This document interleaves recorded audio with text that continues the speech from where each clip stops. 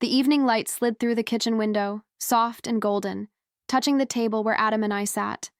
I watched him move his fork aimlessly, never lifting his eyes from his plate.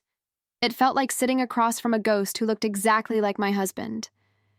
Every sound in the room, the clink of silverware, the hum of the refrigerator, seemed to mock the silence between us. I used to fill that silence with laughter, but now it just swallowed me whole. I could feel the distance growing, one quiet dinner at a time. Finally, I broke the quiet. "You've barely touched your food, Adam. Is something wrong?" I tried to sound gentle, not accusing. He didn't even look at me. "I'm just tired," he said, his voice clipped, distant. My stomach nodded, not from the food but from the way his tone cut through me. "It's not reading into things if it's obvious," I murmured. That's when he sighed, slammed his fork down, and called me dramatic. The words stung like a slap. I just sat there, watching him, the man who used to touch my face like it was something sacred. Now he wouldn't even meet my gaze. My chest tightened, and all I could think was, when did I start talking to a stranger who looks like my husband? That night, while he slept beside me, I stared at the ceiling, counting the seconds between his breaths. Each one sounded like a lie I hadn't discovered yet, and I couldn't help but wonder who he was dreaming about. The next morning, the smell of coffee filled the kitchen, but it didn't warm the air between us. Adam scrolled through his phone, half smiling at something I wasn't part of. I asked if he wanted breakfast, but he just grunted, never looking up.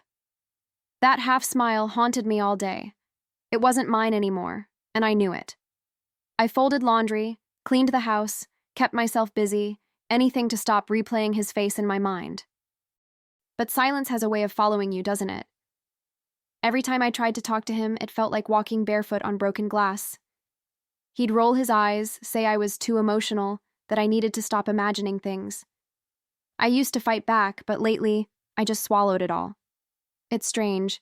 You can live with someone for years and still feel invisible. Sometimes I'd stand in the hallway and listen to his voice on the phone, the softness in his tone that he no longer used with me. It made my stomach twist, like something dying slowly inside. That night, he came to bed late again. I pretended to be asleep, breathing evenly, but my mind was wide awake. The mattress dipped as he lay down, and I wondered if he even noticed how far apart we were on that bed. I turned my face toward the window, staring at the faint glow of the streetlight. The silence between us wasn't peaceful anymore. It was loud, accusing, alive. And beneath that silence, a new emotion began to stir. Not sadness, not yet anger, but something colder, something waiting. The days started blending together. His short answers, my long silences, and that growing ache I couldn't name. I kept trying to find him in the small things, the way he used to kiss my forehead, the little notes he'd leave by the coffee pot. But they were gone, like someone had quietly erased the version of him I loved. I told myself it was stress, that work was getting to him, but deep down, I knew. You can feel when love is leaving, even before the door closes. It's like air thinning in the room. One evening, I caught my reflection in the window while waiting for him to come home. I barely recognized the woman staring back. Tired eyes, forced smile, shoulders that didn't stand as tall. I whispered to her, "What happened to us?" The words felt heavy, like I'd spoken them into an empty church. When he finally walked through the door, he didn't even glance my way. No kiss, no hello. Just a man carrying silence like a weapon. I knew then that something inside me had cracked, quietly but completely. That night, lying next to him, I felt his steady breathing and wondered who had taken my place in his dreams. I used to find comfort in those sounds, but now they made my heart ache. I stared into the darkness, thinking how love can rot in the same bed it once bloomed. And as I lay there, motionless, a thought whispered through the quiet. Maybe the only way to survive this distance is to stop pretending it isn't there. It didn't happen all at once. His coldness turned into cruelty so gradually that I almost missed the moment it shifted. One morning, he brushed past me in the hallway like I was invisible, and that became our new normal. I'd hear him laugh softly at his phone, that low, private chuckle that used to belong to me. My stomach would twist, and I'd pretend I hadn't noticed. Love makes you good at pretending. Too good sometimes. You start lying to yourself just to survive the truth. That afternoon, I walked into the living room and found him staring at his phone again, smiling faintly. "Who's making you smile like that?" I asked, trying to sound light, even playful. But the second the words left my mouth, I knew I'd made a mistake.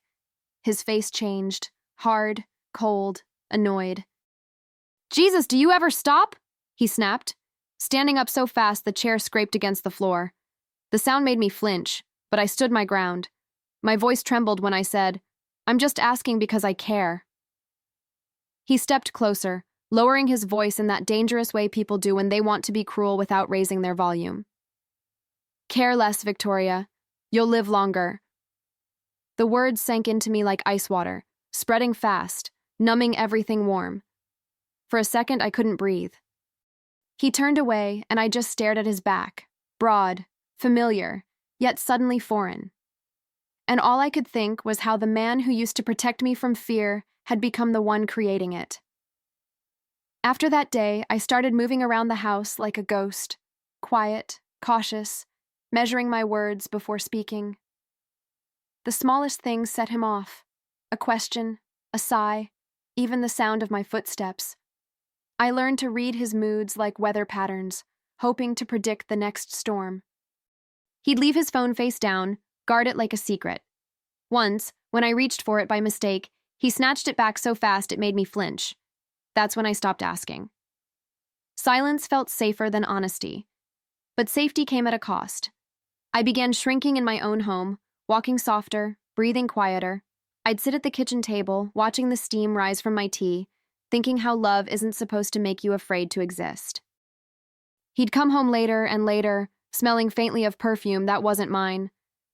Each night, I told myself there had to be an explanation, some innocent reason. But lies have a scent, too. You can smell them long before you name them. Sometimes I'd hear laughter through his phone calls, light, feminine, careless, and I'd feel my heart pulled tight like a thread about to snap. I used to believe we could fix anything if we just tried hard enough. But what do you fix when you're the only one still trying? One evening, I caught my reflection in the dark window again, and I barely recognized her. My eyes looked tired, but something else was there now, a quiet kind of strength forming beneath the ache. One night, he came home later than usual, his eyes glassy, his shirt wrinkled, his tie loosened like a man who didn't owe anyone answers. I asked where he'd been, and he laughed, that hollow, mocking laugh that doesn't reach the eyes. "You really need a hobby, Victoria," he said. My throat burned with words I couldn't say. I wanted to scream, to demand the truth. But I just stood there, frozen in the space where love used to live. His indifference was louder than any argument could have been. When he finally went to bed, I stayed in the kitchen, staring at the half-empty glass of wine he'd left behind. The air still smelled like his cologne, sharp, expensive, foreign. I ran my finger around the rim of the glass, tracing the moment where everything had shifted. The woman I used to be would have begged for an explanation. The woman I was becoming sat in silence, realizing that begging for love was the most painful kind of self-betrayal. I wiped the counter slowly, like I was erasing the last illusion. In the days that followed, I stopped asking, stopped chasing, stopped waiting for him to notice. I moved through the house like someone studying the wreckage of a fire, careful not to disturb what was already gone. But in the quiet corners of my mind, something small began to stir. Not revenge, not yet, but awareness. I could feel it, a faint spark of resolve taking shape behind the grief. I didn't know it yet, but this was the night everything began to change. I woke up that morning with an idea, fragile but shining, like a spark in the dark. If he'd stopped remembering what love looked like, maybe I could remind him. I told myself it wasn't desperation, just hope in disguise. I spent the day planning something simple. Candles, lasagna, the wine he loved. The kind of evening that once felt effortless between us. Maybe if he saw me trying, he'd remember who we were before everything cracked. Maybe effort could still bridge the distance. When he came home that night, I smiled softly. "I'll be at my parents' this weekend," I told him, pretending casual. "They miss me." He barely looked up from his phone. "Yeah, do whatever you want," he said, his voice flat, dismissive. That should have hurt more than it did, but I was already somewhere else in my mind, planning, rehearsing, holding on to the tiny hope that love might still answer if I called it softly enough. I kissed his cheek before bed, knowing it was probably the last time. The next evening, after he left, I came back quietly. The house felt different, empty but honest. I set the table, lit the candles, and placed his favorite meal in the center. The flicker of the flames danced against the glass, and for a moment, I imagined him walking through the door smiling like before. My heart ached with that image, the man I fell for, not the stranger I'd been living with. I took a deep breath, straightened the napkins, and waited, not knowing the kind of truth that was about to arrive. Hours passed. The lasagna had gone cold, and the wax from the candles ran down like tears on the tablecloth. I checked the clock again, 10, then 11. My hope started to wither, replaced by that heavy stillness you feel before something breaks. Then suddenly, headlights flashed through the window. My pulse jumped. I smoothed my dress, took a deep breath, and forced a smile. This was it. Maybe, finally, we'd find our way back to each other. But the sound that followed wasn't one set of footsteps. It was two. The door opened, and laughter spilled in before they did. A young woman, hair glossy and lips bright, stumbled in behind him, her hand still on his arm.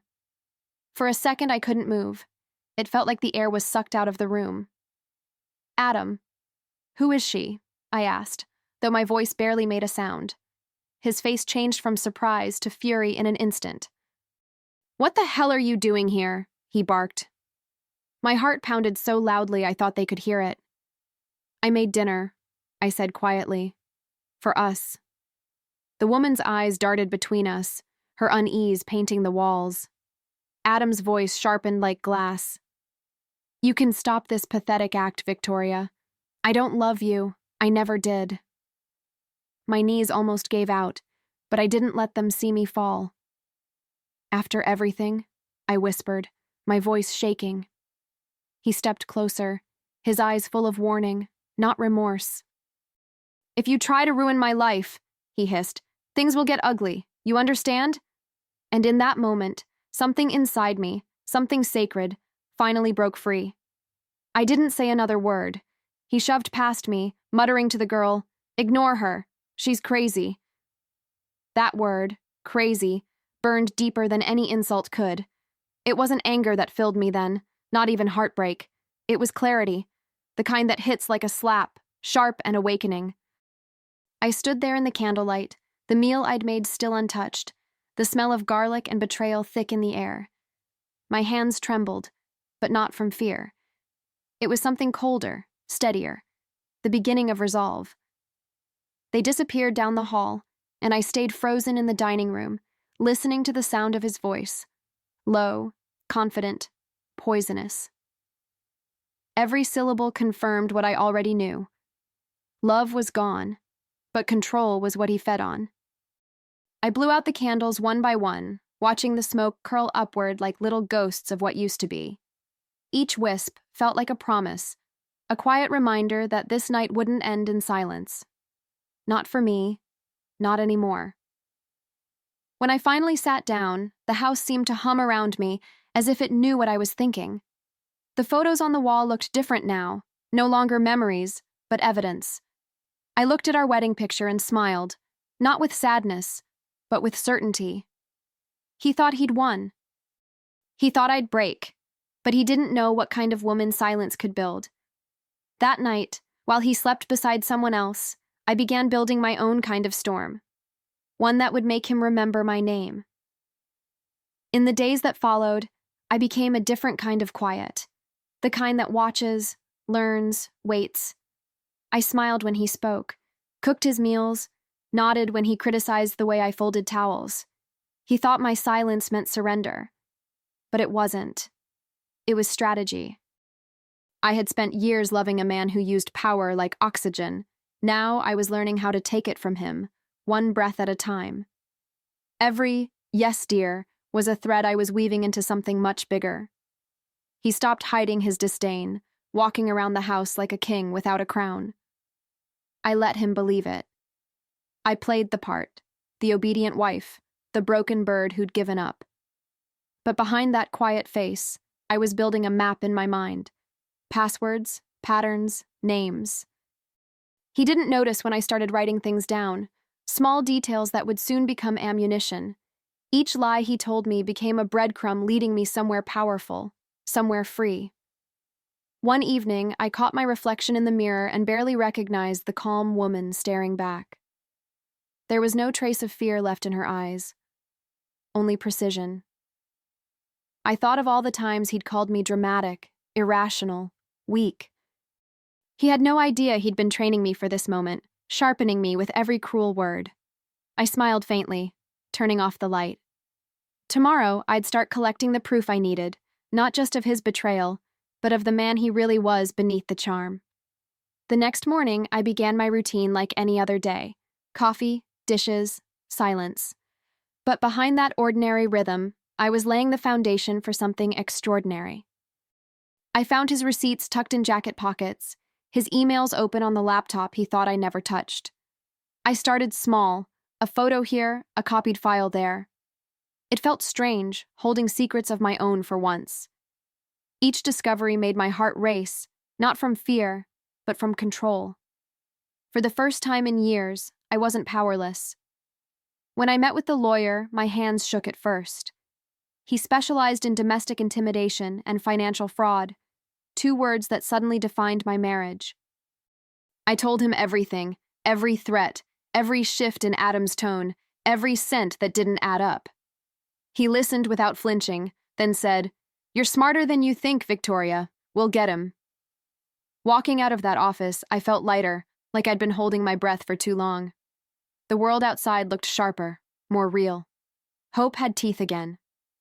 That night, I called Clara, the one friend who never stopped believing I'd find my way out. She didn't even hesitate. "We'll do this together," she said. And we did. She helped me set up hidden cameras, one in the living room, one in his office, one near the front door. I felt my pulse quicken as the red lights blinked to life. It wasn't fear anymore. It was focus. Every recording, every file, every whisper of proof was a step closer to freedom, a step closer to justice. The first night the cameras recorded, I barely slept. I lay in bed, listening to the faint hum of the devices hidden around the house. It felt strange, empowering, almost holy, to know the truth would soon speak for itself. Days passed, and the footage began to tell its story. His late-night phone calls, the woman's laughter echoing through the hallway, the moments he'd mutter threats under his breath when he thought I wasn't listening. Watching it was painful, but also liberating. Each frame was a nail in the coffin of his lies. When Clara and I reviewed the clips together, she looked at me like I was someone new. "You sure about this?" she asked softly. "You could just leave." I smiled faintly, shaking my head. He took my love, my trust, my peace. I'll leave when I take back everything else. My voice didn't shake when I said it. It felt good, solid, grounded, real. Clara nodded, tears glistening in her eyes, then squeezed my hand. "Then let's make sure he never forgets who you are." By the end of the week, I had everything: videos, voice recordings, bank transfers, even messages that proved his affairs weren't his only crimes. He'd been stealing from his company for years. The man who once called me dramatic was about to face a truth louder than any argument. As I organized the evidence into neat labeled folders, I realized something. Revenge wasn't rage. It was clarity. And mine would come in the shape of a dinner invitation, the last one he'd ever deserve. I invited him over on a Friday night, the kind of night when the world feels soft and forgiving. My message was simple: we need to talk. He agreed immediately, almost smugly, like a man certain he'd already won. I set the table again, the same way I had weeks before, Candles, wine, perfect symmetry. But this time, it wasn't for love. It was for truth. The air itself seemed to know it. Every flicker of the flame felt like a secret ready to ignite. When he arrived, he wore that familiar arrogance like cologne. "Finally realized you can't live without me?" he said with a smirk. I smiled back, calm, almost kind. "Something like that." He didn't notice the tiny camera blinking in the corner or the way my hand didn't tremble when I poured his wine. Watching him sit there, so sure of his control, was like staring at a painting you once loved and finally seeing all the cracks.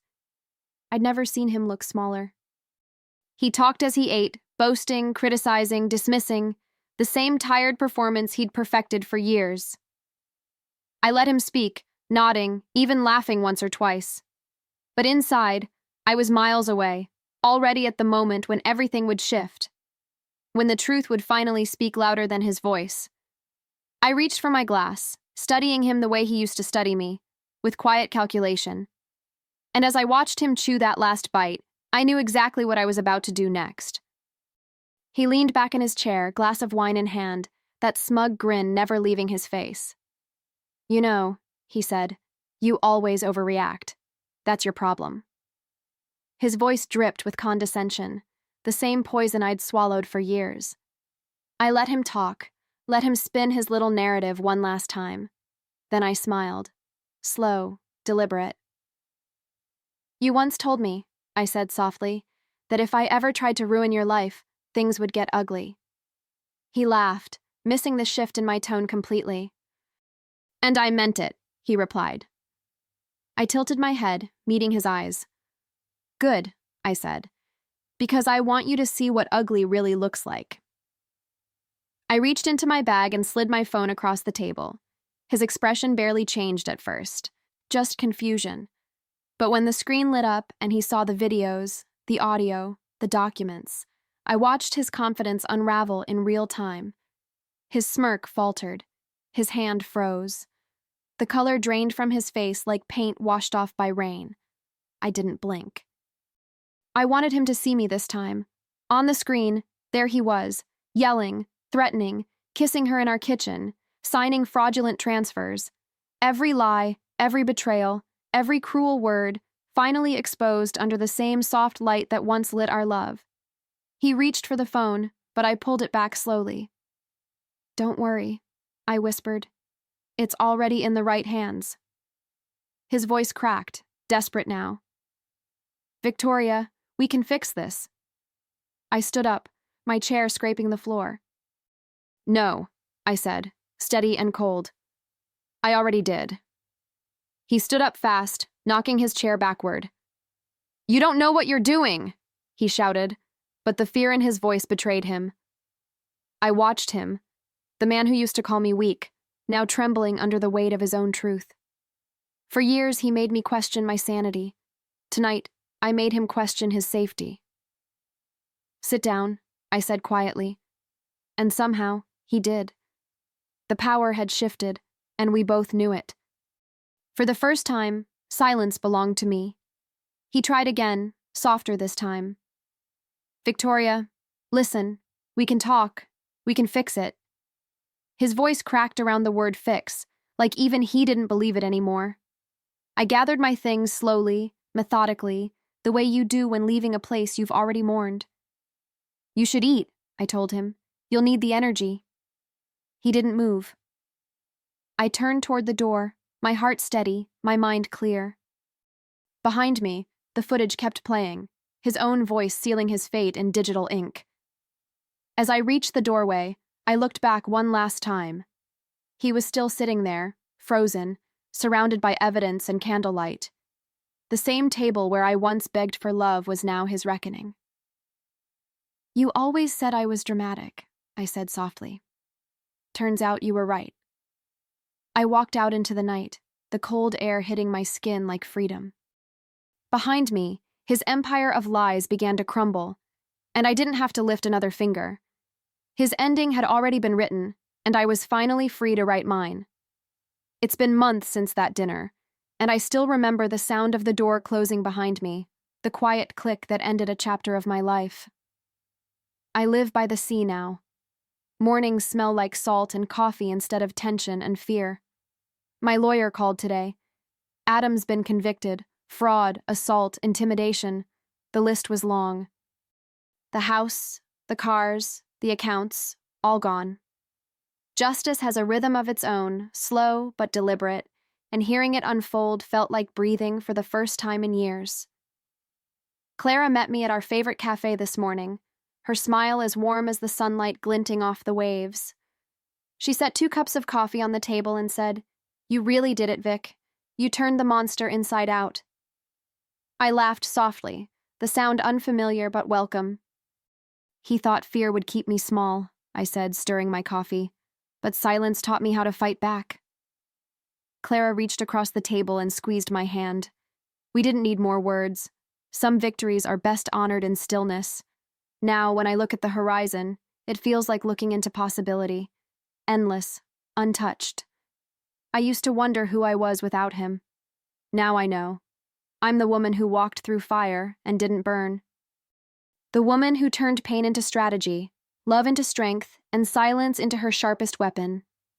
He taught me pain, but I taught him consequence. The ocean hums softly in the distance, steady and calm. And for the first time in a long time, so am I.